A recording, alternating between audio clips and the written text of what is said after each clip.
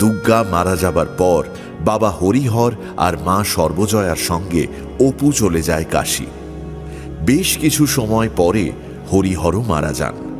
4 ভাই, বীরেন, ধীরেন, হীরেন ও নীরেন। পরিবারের লজ্জা ও কলঙ্ক সেজ ভাই হীরেন। মা সর্বজয়া মারা যাবার পর অপুর শূন্য জীবন আকাশে অপর্ণা শরৎ নিয়ে আসে।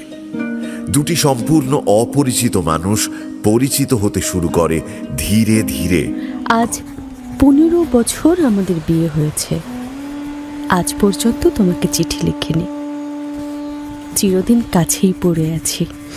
তারপর অদম্য আক্রোশে খোকার 2 কাঁধ ধরে সজোরে ঝাঁকুনি দিয়ে চেঁচিয়ে ওঠে, তুই কেন এসেছিলি?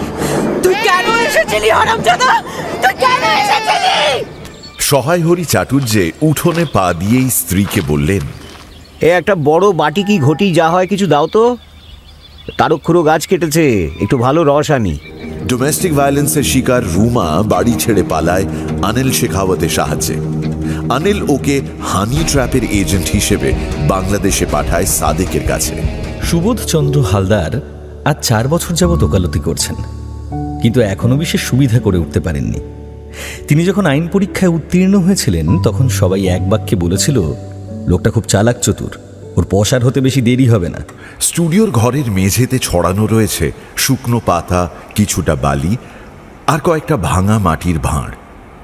সায়ন পেশায় একজন সাউন্ড ইঞ্জিনিয়ার।